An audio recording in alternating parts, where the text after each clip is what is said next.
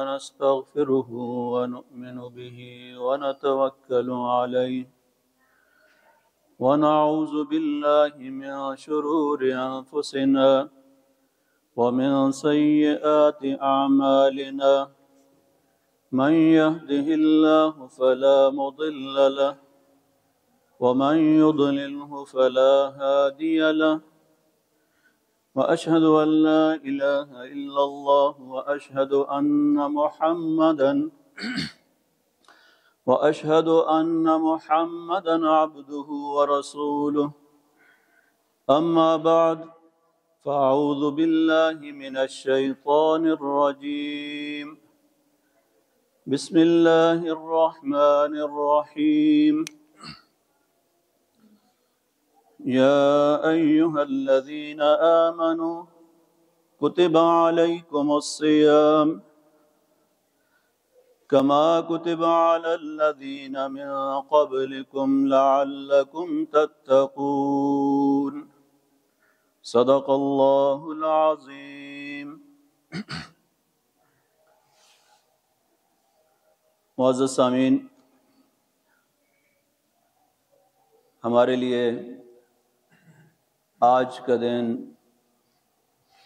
انتہائی خوشی اور برکت کا دن ہے۔ اللہ تبارک و تعالی نے ہمیں ایک ماہ کے روزے رکھنے کی توفیق عطا فرمائی ہے۔ رمضان المبارک کے مقدس لمحات کے اندر اللہ تبارک و تعالی نے روزے رکھنے، قیام اللیل، تلاوت قرآن مجید، انفاق فی سبیل اللہ اور باقی جو خیر کے کام ہیں وہ کرنے کی اللہ تبارک و تعالی نے توفیق عطا فرمائی ہے۔ تو اس پر ہم اللہ تبارک و تعالی کا شکر ادا کرنے کے لیے، سجدہ شکر بجا لانے کے لیے یہاں پر حاضر ہوئے ہیں۔ آج کے دن کا سب سے بڑا مقصد، سب سے بڑی عبادت، سب سے بڑی خوشی ایک مسلمان کے لیے یہ ہے کہ وہ اپنے دن کا آغاز ہی اللہ تبارک و تعالی کے سامنے سجدہ ریز ہو کر کرتا ہے، اور یہ خوشی کا بڑا انوکھا انداز ہے۔ دنیا کی دیگر قومیں بھی اپنے تہوار مناتی ہیں، ان کے خوشی کے ایام ہوتے ہیں اور اپنے اپنے انداز کے اندر وہ خوشی مناتے ہیں۔ بیشتر قومیں جب خوشی مناتی ہیں تو ان کے ہاں شراب کا چلن عام ہوتا ہے، رقص ہوتا ہے، گانے ہوتے ہیں، لیکن مسلمانوں کا خوشی منانے کا انداز بھی دوسری قوموں سے بالکل مختلف ہے۔ جس طرح نبی اکرم صلی اللہ علیہ وسلم کو فتح مکہ کے موقع پر جو مسلمانوں کے لیے بہت بڑا خوشی کا اور مبارک دن تھا، تو حکم دیا اذا جاء نصر اللہ والفتح وَرَأَيْتَ النَّاسَ يَدْخُلُونَ فِي دِينِ اللَّهِ أَفْوَاجًا فَسَبِّحْ بِحَمْدِ رَبِّكَ وَاسْتَغْفِرْهُ إِنَّهُ كَانَ تَوَّابًا، کہ جب آپ کو اللہ تبارک و تعالی نے فتح عطا فرمائی ہے، لوگ اسلام کے اندر اب فوج در فوج داخل ہو رہے ہیں، تو آپ اللہ تبارک و تعالی کی تسبیح بیان کریں، وَاسْتَغْفِرْهُ، اور اس سے استغفار کریں۔ تو یہ انداز ہے خوشی کا، اور ظاہر ہے کہ مسلمانوں کی خوشی اور غم یہ بھی شریعت کے حدود کے تابع ہوتا ہے، کہ خوشی کے اندر بھی وہ اللہ تعالیٰ کے احکام اور اس کی حدود سے باہر نہیں نکلتے، اور غم کا موقع ہو تب بھی انا للہ و انا الیہ راجعون پڑھ کر صبر و استقامت کی ایک تصویر بن جاتے ہیں، تو یہ ہماری جو تہذیب ہے، ہمارا دین ہے، اس کی یہ منفرد خصوصیت ہے کہ اس نے کسی بھی موقع پر ہمیں بغیر کسی ہدایت کے نہیں چھوڑا ہے، اس میں رہنمائی فرمائی ہے غم اور خوشی کے مواقع پر۔ تو یہ آج کا دن یقیناً ان لوگوں کے لیے خوشی کا دن ہے جنہوں نے رمضان المبارک کے اندر ان کے لمحات کی قدر کی اور اس رمضان المبارک کو اپنے لیے بخشش کا اور مغفرت کا ذریعہ بنا لیا۔ تو یقیناً آج سب سے بڑی خوشی ان لوگوں کے لیے ہے۔ بلکہ حضرت علی رضی اللہ عنہ کا ایک قول بعض روایات کے اندر نقل کیا گیا ہے کہ مسلمان کے لیے ہر وہ دن عید کا دن ہے جس دن وہ گناہوں سے بچ جائے، جس دن وہ گناہوں سے، اللہ تبارک و تعالیٰ کی نافرمانی سے بچ جاتا ہے، تو وہ اس کے لیے سب سے بڑا خوشی کا دن ہے، سب سے بڑا عید کا دن ہے۔ تو یہ بھی خوشی کا ایک نیا انداز ہے کہ اللہ تبارک و تعالیٰ نے گناہوں سے محفوظ رکھا ہو، نیکی کی توفیق دی ہو، اس پر اللہ تبارک و تعالیٰ کا ہمیں شکر ادا کرنا چاہیے۔ اور دوسرا، قرآن مجید کے اندر اس دن کے حوالے سے دو بڑی باتیں ذکر کی گئی ہیں۔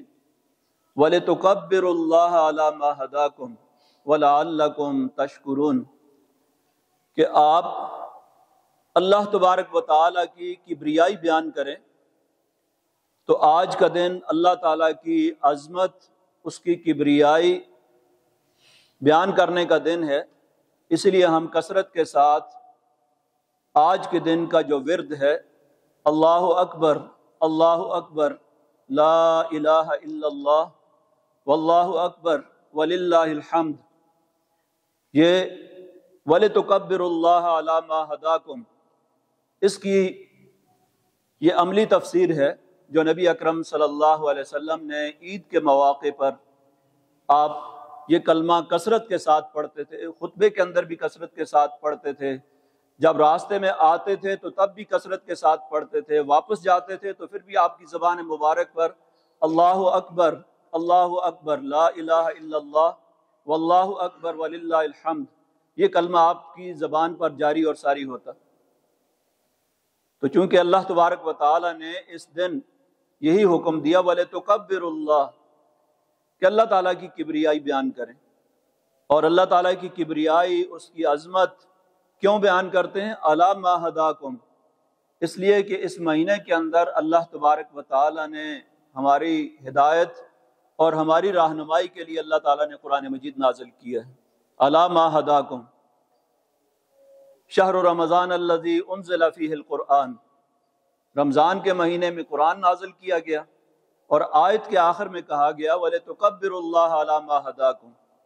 کہ اللہ تعالیٰ کی کبریائی بیان کریں، اس لیے کہ اللہ تعالیٰ نے آپ کو ہدایت دی ہے۔ تو اس سے بڑی نعمت دنیا کے اندر مسلمان کے لیے اور کوئی نہیں ہو سکتی کہ اس مقدس مہینے کے اندر اللہ تعالیٰ نے قرآن مجید مسلمانوں کی ہدایت کے لیے، تمام انسانیت کی ہدایت کے لیے نازل فرمایا ہے۔ تو اس لحاظ سے یہ بہت بڑی نعمت عظمیٰ ہے، نعمت کبریٰ ہے، اور اس کا شکر بجا لانے کے لیے آج ہم عید کے موقع پر 2 رکعت نماز جو پڑھتے ہیں، یہ سجدہ شکر ہے کہ اللہ تبارک و تعالیٰ نے ہمیں عظیم کتاب سے نوازا ہے، قرآن مقدس کی شکل کے اندر اللہ تعالیٰ نے ہماری ہدایت کا انتظام کیا ہے، اور یقیناً اگر کوئی مسلمان اس نعمت کی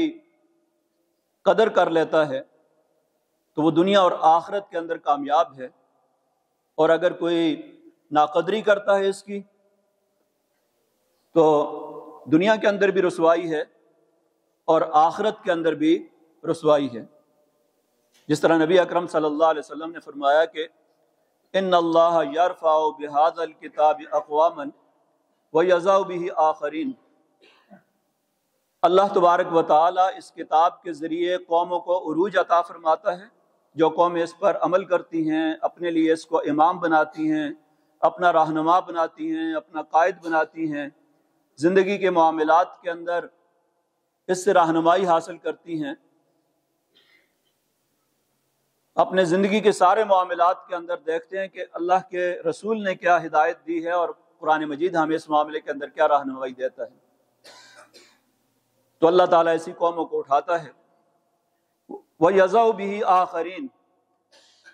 اور ان قوموں کو اللہ تبارک و تعالیٰ پست کرتا ہے، ذلیل کرتا ہے، رسوا کرتا ہے، جو اس کو چھوڑ دیتی ہیں۔ تو ہماری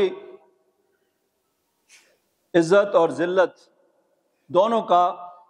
اس قرآن کے ساتھ بڑا گہرا تعلق ہے، اس لیے ہمیں یہ حکم دیا وَلِتُكَبِّرُوا اللَّهَ عَلَى مَا هَدَاكُمْ، کہ ہم اللہ کی کبریائی، اسی کی عظمت، کہ اس کائنات کے اندر سب سے بڑی سچائی یہ ہے کہ وہ اس کائنات کا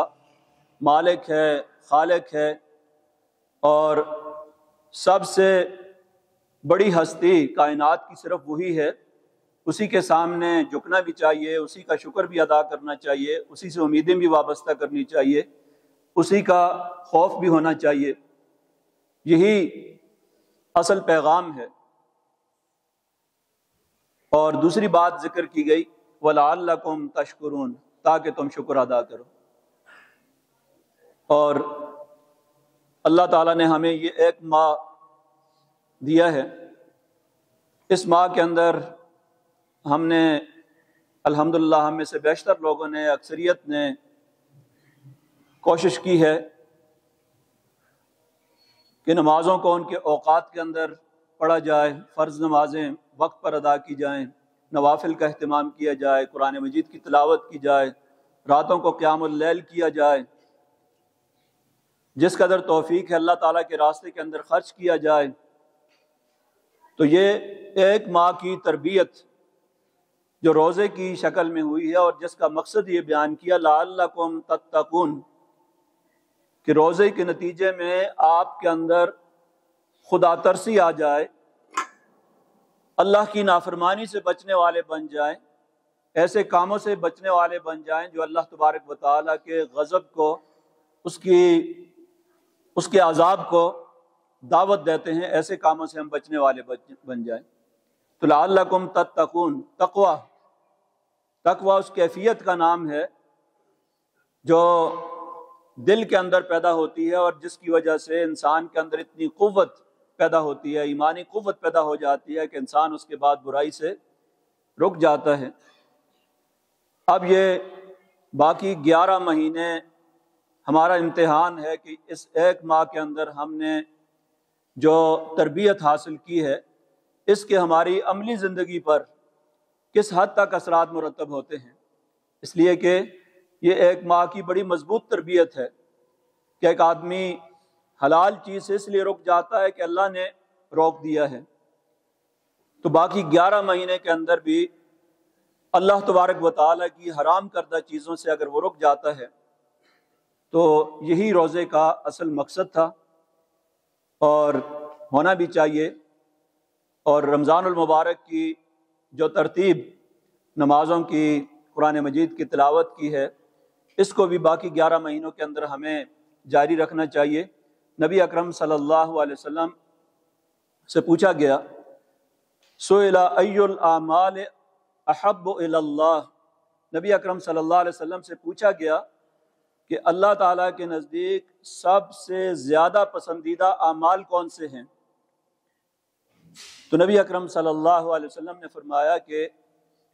ادومها وان قل، کہ وہ اعمال جو کہ ہمیشہ کیے جائیں، وان قل، اگرچہ تھوڑے ہوں، تھوڑا عمل ہے لیکن اس کو مسلسل کیا جائے، ہمیشہ کیا جائے، تو اللہ تبارک و تعالیٰ کے نزدیک وہ عمل سب سے زیادہ پسندیدہ ہے، سب سے زیادہ محبوب عمل ہے۔ لیکن ہمارا چونکہ مزاج تھوڑا سا ہنگامی نوعیت کا ہوتا ہے کہ ہم کچھ راتوں کے اندر قیام اللیل بھی کر لیتے ہیں، راتوں کو نوافل بھی پڑھ لیتے ہیں۔ عید کے دن ہی ہم دیکھتے ہیں کہ فرض نمازوں کے اندر جتنے لوگ رمضان میں ہوتے تھے ان کا چوتھا حصہ بھی فرض نمازوں کے اندر نظر نہیں آتا ہے۔ تو یہ ایک مزاج ہمارا بن چکا ہے کہ کچھ چیزیں ہم یہ سمجھتے ہیں کہ اب چونکہ رمضان المبارک میں ہم نے قیام اللیل بھی کر لیا، اب اگلے سال تک جو ہے وہ نہ فرض نماز پڑھنے کی ضرورت ہے، نہ قرآن مجید کو ہاتھ لگانے کی ضرورت ہے، نہ اس کی تلاوت کی ضرورت ہے۔ یہ طرز عمل درست نہیں ہے۔ جو حدیث میں نے آپ کے سامنے پڑھی ہے، حضرت عائشہ رضی اللہ عنہ فرماتی ہیں، صحیح بخاری کی حدیث ہے کہ نبی اکرم صلی اللہ علیہ وسلم جب کوئی عمل کرتے تھے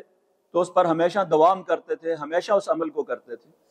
اگر ہم میں سے کسی کو اللہ نے توفیق دی ہے تہجد کی نماز پڑھنے کی، تو اور نہیں تو کم از کم 2 رکعت ہی اس وقت اٹھ کر اس پر ہمیشہ باقی 11 مہینے بھی ہمیں دوام کرتے رہنا چاہیے۔ آپ دیکھیں آپ کی زندگی کے اندر کس طرح اللہ تعالیٰ کی رحمتیں نازل ہوتی ہیں، اللہ تبارک و تعالیٰ کی کس قدر برکتیں نازل ہوتی ہیں۔ صرف 2 رکعت کا اہتمام کر لیں، جس طرح ہم 1 ماہ سحری کے وقت اٹھتے رہے ہیں، اس وقت ہم نے اہتمام کیا ہے اس بات کا، اگر اس میں سے ہم صرف 2 رکعت اس کا یہ اہتمام کر لیں تو یقیناً ہماری زندگی کے اندر ایک بڑی تبدیلی آ سکتی ہے۔ اسی طریقے سے ہم رمضان المبارک میں قرآن مجید ہر نماز کے بعد یا کم از کم صبح و شام تلاوت کرتے رہے ہیں، تو زیادہ نہیں تو کم از کم صبح کی نماز کے بعد، شام کی نماز کے بعد جو ہے قرآن مجید کا 1 رکوع، 2 رکوع، 3 رکوع جتنا ممکن ہو سکے اس کی تلاوت ہمیں باقی 11 مہینوں کے اندر بھی کرتے رہنا چاہیے۔ اور قرآن کے ساتھ تعلق تو ایک ایسی چیز ہے کہ نبی اکرم صلی اللہ علیہ وسلم نے ایسے شخص کو جو کہ قرآن کو اپنا اوڑھنا بچھونا بنا لیتا ہے، تلاوت کرتا ہے، غور و فکر کرتا ہے، اس کو سمجھنے کی کوشش کرتا ہے، اس پر عمل کرتا ہے، ایسے شخص کو صاحب قرآن کہا ہے۔ اور صاحب قرآن قیامت کے دن جو ہے اس کو تاج پہنائے جائیں گے اور جنت کے اندر اعلیٰ ترین منازل کے اندر ہوگا۔ اس لیے قرآن کے ساتھ تعلق جوڑنے کی ضرورت ہے، جس طرح ہمارا تعلق رمضان المبارک کے اندر قرآن سے بنا ہے، یہ ٹوٹنا نہیں چاہیے باقی 11 مہینے بھی۔ اور یہ نہیں ہے کہ اگلے رمضان تک ہم نے اس کو لپیٹ کر رکھ دیا ہے، یہ بھی نہیں ہونا چاہیے۔ اسی طرح رمضان کے اندر ایک اہم ترین عبادت جو ہے وہ انفاق فی سبیل اللہ کی ہوتی ہے۔ ہم نے لوگوں کو افطاریاں کروائی ہیں، جہاں کوئی غریب اور مستحق نظر آیا ہے اس کی مدد کی ہے، جس کی جس قدر توفیق ہوئی ہے۔ تو باقی مہینوں کے اندر بھی جہاں پر ہمارے اپنے عزیز و اقارب میں، ہمارے محلے کے اندر جہاں پر کوئی آدمی ضرورت مند ہے، کوئی بیوہ ہے، کوئی یتیم ہے اور کوئی حاجت مند ہے، تو اس کی ضرورت کو پورا کرنا چاہیے۔ نبی اکرم صلی اللہ علیہ وسلم نے ایسے شخص کے بارے میں جو دوسروں کی ضروریات کو پورا کرتا ہو، اس کے بارے میں فرمایا کہ جو آدمی دوسروں کی ضرورت پورا کرتا ہے اللہ تعالیٰ اس کی ضروریات غیب سے پورا کرتا رہتا ہے، تو اس کا بھی بڑا مقام ہے اور بڑا اجر ہے۔ اس لیے یہ 3 جو عبادات ہیں، خاص طور پر رمضان المبارک کی، نمازوں کا اہتمام، قرآن مجید کے ساتھ تعلق اور انفاق فی سبیل اللہ، اس کو ہمیں باقی دنوں کے اندر بھی ان کا اہتمام بھی کرتے رہنا چاہیے اور اس کو اپنی زندگی کا ایک حصہ بنا لیں۔ آپ دیکھیں گے کہ اللہ کے راستے میں آپ خرچ کرتے ہیں اور جتنا آپ خرچ کرتے ہیں اس سے کئی گنا اللہ تبارک و تعالیٰ بڑھا کر ہی اس دنیا کے اندر آپ کو دیتا ہے۔ یمحق اللہ الربا ویربی الصدقات، اللہ تبارک و تعالیٰ سود کو مٹاتا ہے، ویربی الصدقات، اور صدقات کو بڑھاتا ہے۔ تو رزق حلال ہے، اس سے آپ اللہ کے راستے میں تھوڑا سا بھی خرچ کرتے ہیں، اللہ تبارک و تعالیٰ آپ کے مال کے اندر اتنی برکت کرتا ہے، اتنی خیر و برکت ہوتی ہے کہ من حیث لا یحتسب یرزقہ من حیث لا یحتسب، کہ وہاں سے رزق دیتا ہے جہاں سے انسان کے وہم و گمان میں بھی نہیں ہوتا۔ تو آپ خرچ کر کے دیکھیں، یا ابن آدم انفق، اے آدم کی اولاد تم خرچ کرو، نبی صلی اللہ علیہ وسلم نے فرمایا ینفق علیک، اللہ کی طرف سے تم پر خرچ کیا جائے گا، اللہ تبارک و تعالیٰ تمہارے اوپر خرچ کرے گا۔ تو یہ دل کھول کر اللہ تبارک و تعالیٰ کے راستے کے اندر خرچ بھی کرنا چاہیے۔ اور آج کا دن خاص طور پر صدقہ فطر کی عبادت جو نماز عید سے پہلے سب کو ادا کرنا ہوتا ہے، اس کا مقصد بھی یہی ہوتا ہے کہ ہم اپنی خوشیوں کے اندر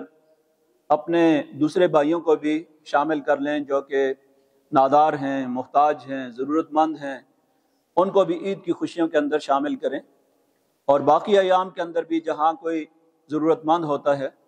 تو اس کی ہمیں مدد کرنی چاہیے۔ تو رمضان المبارک کا مہینہ جو ہے اس کے ناموں میں سے ایک نام ہی شہر المواسات، ہمدردی کا مہینہ۔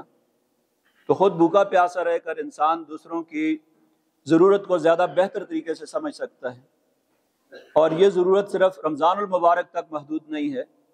باقی 11 مہینے کے اندر بھی یہ ہمارا فرض ہے کہ ہم دوسروں کی مدد کریں۔ اور چوتھی بات، عید کا یہ دن جہاں خوشی کا دن ہے، یہ مسلمانوں کی اجتماعیت کا دن بھی ہے، ان کی وحدت کا دن ہے۔ آپ دیکھتے ہیں کہ فرض نماز کے اندر باجماعت نماز میں ایک محلے کے لوگ ایک جگہ اکٹھے ہوتے ہیں، اس کا ایک سب سے بڑا فائدہ یہ ہوتا ہے کہ ایک دوسرے سے تعارف ہوتا ہے، ایک دوسرے کے دکھ درد کا اندازہ ہوتا ہے، اور ایک دوسرے سے پیار اور محبت پیدا ہوتی ہے۔ اس کے بعد جمعے کو باقی ہفتے کا سردار بنا دیا، اس کے اندر ایک بڑا اجتماع ہوتا ہے، بڑی اجتماعیت ہے۔ اور عید کے دن اس سے بڑی اجتماعیت ہوتی ہے، حج کے دن اس سے بڑی اجتماعیت ہوتی ہے۔ تو کتنا اللہ تبارک و تعالیٰ نے عبادات ہی کی شکل کے اندر مسلمانوں کی اجتماعیت کا ایک خوبصورت نظام وضع کر دیا ہے کہ ان کے اندر رنگ، نسل، جغرافیہ اور سفید، کالا، کسی قسم کا کوئی امتیاز نہیں ہے۔ ہر آدمی جو لا الہ الا اللہ محمد الرسول اللہ پڑھتا ہے اس امت کا فرد ہے۔ اور نبی اکرم صلی اللہ علیہ وسلم نے فرمایا کہ مسلمان سارے کے سارے ایک جسد واحد کی طرح ہیں، اگر اس کے جسم کے کسی ایک حصے کے اندر تکلیف ہوتی ہے تو جس طرح جسم کے ایک حصے میں تکلیف کی وجہ سے سارا جسم اس کا تڑپتا ہے، وہ درد محسوس کرتا ہے، اسی طریقے سے امت کے کسی بھی حصے کے اندر مسلمانوں پر اگر کوئی ظلم ہوتا ہے، وہاں پر کوئی تکلیف کے اندر مبتلا ہے، اپنے محلے میں، اپنے رشتہ داروں کے اندر،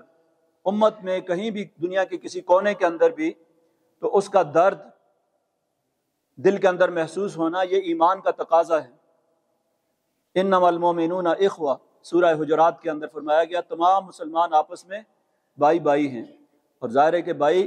کبھی بھی اپنے دوسرے بھائی کو بے یار و مددگار نہیں چھوڑتا ہے۔ المسلم لا یظلمہ ولا یخذلہ، مسلمان دوسرے مسلمان پر نہ تو ظلم کرتا ہے ولا یخذلہ، اور نہ اس کو بے یار و مددگار چھوڑتا ہے۔ تو خود بھی ظلم نہیں کرتا، اور اگر کہیں بے یار و مددگار ہے، کہیں اس کو اس کے تعاون کی اور مدد کی ضرورت ہے تو اس کی طرف مدد کا ہاتھ بھی بڑھاتا ہے۔ یہ مسلمان کی تعریف اللہ کے رسول نے بیان کی ہے۔ تو یہ اجتماعیت کا بہت بڑا ہمارا جو ہے وہ عید کا دن مظہر ہوتا ہے، جس کے نتیجے میں ایک دوسرے کے لیے دلوں کے اندر محبت پیدا ہوتی ہے، نفرتیں ختم ہوتی ہیں۔ اللہ تبارک و تعالیٰ نے اپنی عظیم نعمت کے اندر یہ نعمت بھی ذکر کی، وَأَلَّفَ بَيْنَ قُلُوبِهِمْ، اے نبی اکرم صلی اللہ علیہ وسلم، اللہ تعالیٰ نے ان کے دلوں کو جوڑ دیا اسلام کی بدولت۔ جو لوگ ایک دوسرے کے شدید دشمن تھے، جب اسلام قبول کیا تو ایک کنبے کی طرح اور ایک خاندان کی طرح بن گئے، تو اللہ تبارک و تعالیٰ نے ان کی تعریف فرمائی وَأَلَّفَ بَيْنَ قُلُوبِهِمْ، اللہ تعالیٰ نے ان کے دلوں کو اسلام کی وجہ سے جوڑ دیا، اور اسلام ہی جوڑ سکتا ہے، کلمہ طیبہ ہی جوڑ سکتا ہے، باقی قومیتیں، زبانیں، فرقہ بندی، یہ چیزیں جو ہیں وہ امت کو تقسیم کرنے کا باعث ہیں، اور ایسا کوئی بھی نعرہ، ایسا کوئی بھی طرز عمل جو امت کو تقسیم کرتا ہو، یہ شیطانی طرز عمل ہے۔ وَاعْتَصِمُوا بِحَبْلِ اللَّهِ جَمِيعًا، اللہ کی رسی کو مضبوطی سے تھام لو۔ تو اللہ تبارک و تعالیٰ کی رسی قرآن مجید ہے، اسلام ہے، اس سے وابستہ رہیں گے تو سارے جتنے بھی امتیازات ہیں باقی سارے کے سارے مٹ جائیں گے، ورنہ کوئی پٹھان ہوگا، کوئی پنجابی ہوگا، کوئی سندھی ہوگا، کوئی مہاجر ہوگا، کوئی کسی ایک فرقے کا ہوگا، کوئی دوسرے فرقے کا ہوگا، اور ہر ایک جو ہے وہ اپنا علم بلند کرے گا۔ تو مسلمان کی حیثیت سے اگر رہیں گے تو ہماری صفوں کے اندر اتحاد بھی ہوگا، اور یہی چیز اللہ تبارک و تعالیٰ کے نزدیک سب سے محبوب ترین چیز ہے۔ اللہ تعالیٰ نے اس آیت کے اندر فرمایا لو انفقت ما فی الارض جمیعا ما الفت بین قلوبہم ولکن اللہ الف بینہم، اگر آپ روئے زمین کے سارے خزانے بھی خرچ کر ڈالتے تو ان کے دلوں کو نہیں جوڑ سکتے تھے، ولکن اللہ الف بینہم، اللہ تعالیٰ نے ان کے دلوں کو جوڑ دیا ہے۔ تو یہ دلوں کو جوڑنا، نبی صلی اللہ علیہ وسلم جب صف بندی کرتے تھے، جماعت کے لیے آگے کھڑے ہوتے، امامت کرواتے، تو صف بندی کے اندر ایک بات آپ فرماتے سووا صفوفکم، کہ صفوں کو درست کرو، اور اگر تمہارے درمیان یہاں فاصلہ ہوگا تو تمہارے دلوں کے اندر بھی فاصلے ہوں گے۔ تو اس حد تک نبی صلی اللہ علیہ وسلم نے اہتمام کیا صفوں کے اندر بھی صف بندی کا، کہ آپ مل کر کھڑے ہوں، اگر آپ کے درمیان فاصلہ ہوتا ہے تو یہ فاصلہ اس بات کی نشانی ہے کہ آپ کے دل جڑے ہوئے نہیں ہیں، بلکہ دلوں کے اندر فاصلے ہیں۔ تو اس لیے نبی اکرم صلی اللہ علیہ وسلم نے صف بندی تک کے اندر اس پیغام کو عام کیا کہ جماعت کے اندر اکٹھے کھڑا ہونے کا